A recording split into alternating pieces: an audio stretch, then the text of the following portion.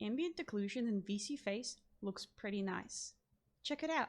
This is me with ambient occlusion on and without, with and without.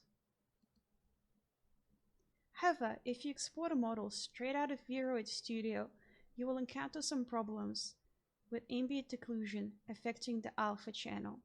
I'll show you what that looks like in a sec. This is what things wind up looking like with ambient occlusion on without the alpha channel fix.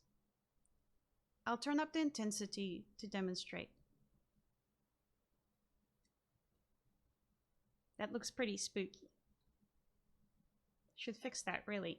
To fix this problem, you'll need to use a program called Unity. If you already know how to use Unity, I'll tell you the solution now. Simply change the rendering type for the shader of the materials for the eyeline and eyelashes from transparent to cutout. That's it. If you don't know how to use Unity or how to import your avatar into Unity, stick around and I'll walk you through this in a very slow and detailed way. Go to the link in the description to download UniVRM. It'll be a Unity package and the file will look something like this. So don't worry about ones with included samples, just UniVRM. When you open up Unity, it'll actually open UnityHub. In UnityHub, you can create a new project, open projects you already have, and you can also install older versions of Unity. Now, this tutorial will work with newer versions of Unity.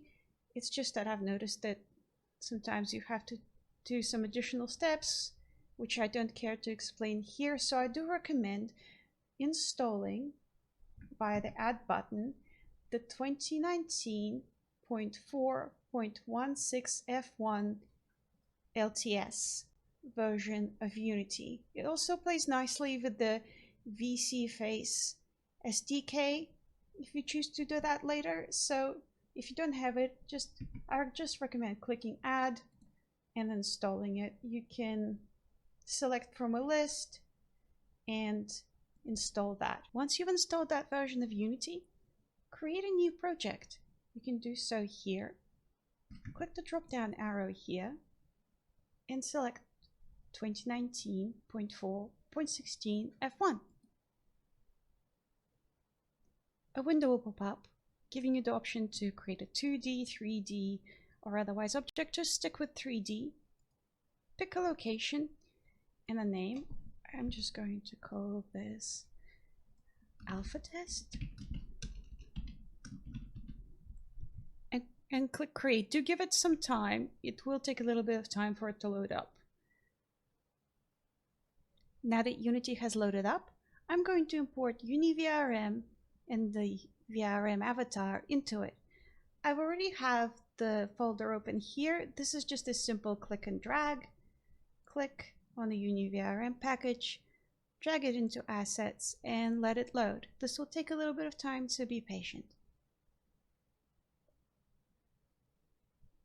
A window will pop up like this, asking you what you want imported. Just click Import.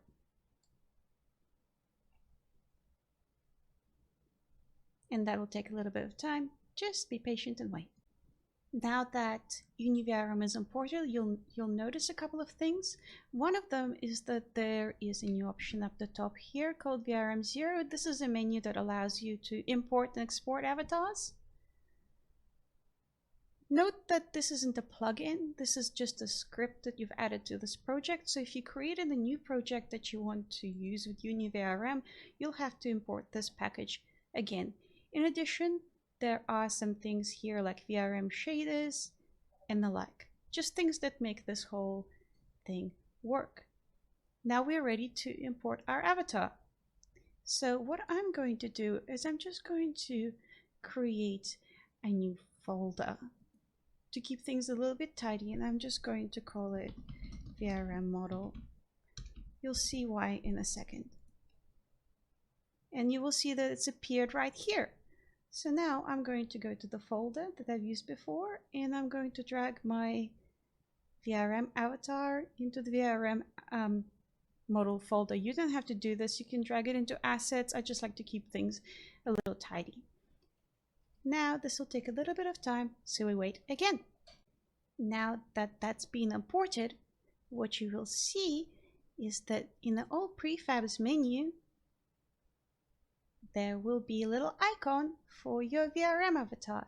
Furthermore, in the VRM model folder, you're going to see a whole bunch of things, and I'll explain what we're going to do with them in a sec. Firstly though, go to All Prefabs, click and drag Victoria Rubin in my case, or just your avatar into the hierarchy here.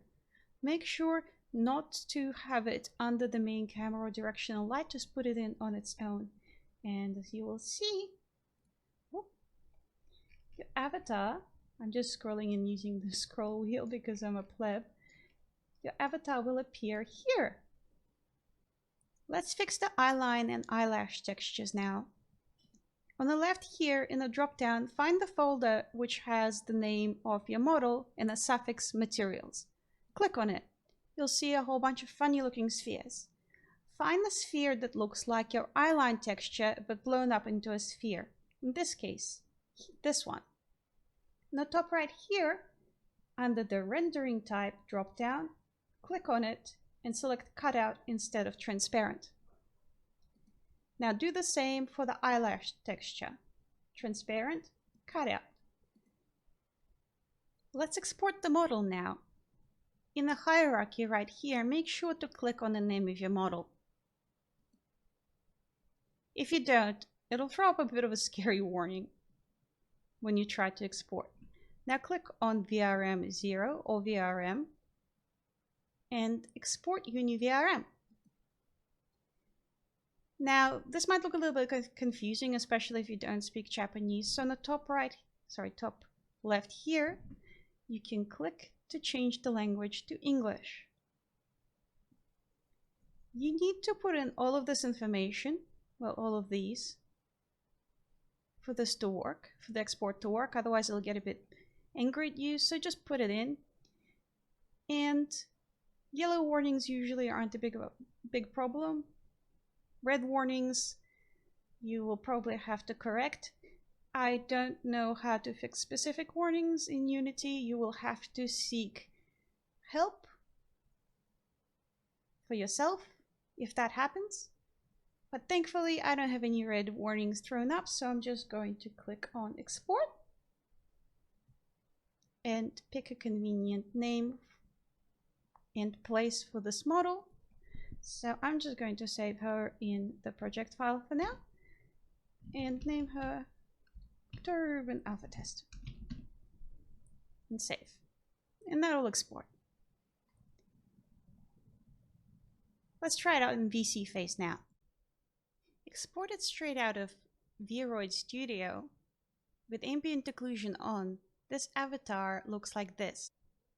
And this is what the edited model looks like with ambient occlusion on and off and on and off and on. As you can see, no scary spooky stuff around the eyes. Nice. I'd like to thank Emiliana for responding to a tweet about an earlier video that I made on this topic and correcting it. I'm very grateful for the helpful response and for VSeeFace in general. I mean, it's amazing. Thank you. If this tutorial helped you, I'm glad. If you have any questions, please leave a comment below and I'll do my best to answer. Thank you for watching.